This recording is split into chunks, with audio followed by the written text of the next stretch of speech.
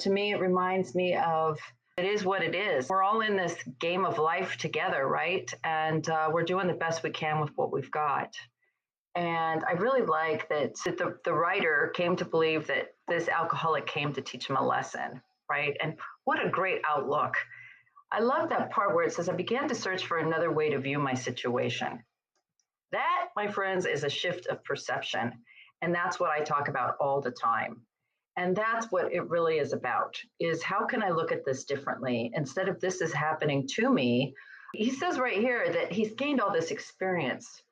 I am grateful for what I've learned. Experience is priceless, right? So we go through what we go through and we learn what we need to learn, and then we help others with it.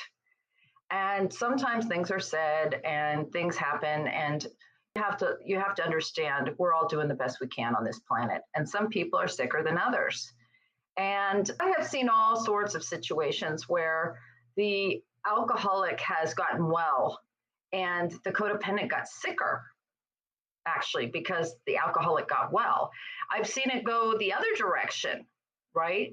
All of these things are, what can I do? The courage to change the things I can is me and my outlook and the way I react to life. That's what I can change. What I can't change, other people's reactions, other people's responses.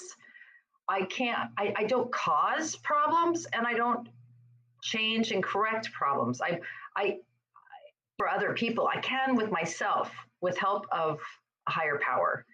And for some people, that might just be Al-Anon, because what happens is we get locked and loaded in the way we're thinking. We can only think one certain way. That's it. We see it this way. And I see this. I was thinking about this today. I want to talk about this a little bit. I was thinking about this today for myself, and then and of course others, is what made me think that I could change someone else? What made me think that would work? Now, on the other side, on the back side of it, after some Al-Anon and after learning, I can see very clearly I'm powerless over doing anything like that. But what made me think in the first place that I had the power to change someone, right? Or change their consequences, the outcome of their life? It would be like somebody planting a rose seed and me deciding that, I'm not sure what kind of seed that is they just planted there, but I'm going to decide that it's a tulip. This is what it is. It's a tulip. And I can believe that, and I can wish it, and I can try to manifest that all I want. I can pray about it. But if the good Lord's intention, if the universe's intention was that that seed be a rose seed, it's going to bloom a rose. I just kind of have to think about that in my own life, with people in my life. And I have to leave people alone, and I have to forgive. And I have to forgive myself because I didn't know this sooner. I have to forgive myself for all the things I did say that I wish I didn't. The response I have right now with most of the people in my life is, what do you want to do? Especially kids. If they call and say, well, I want to do this. What do you think? What do you think? What do you want to do? They really don't want me to tell them. They just want to talk out loud and hear it and work it out themselves. Right. And if I have the experience, I'll say, in my experience, this is what happened to me. But otherwise, I just pretty much ask people, what do you want to do? What do you think? And wait and listen. And it's quite extraordinary what you will hear. People pretty much have the answers inside of them. They're just so afraid of them. Even you. Should I leave my husband? Should I leave my wife? I don't know. What do you think?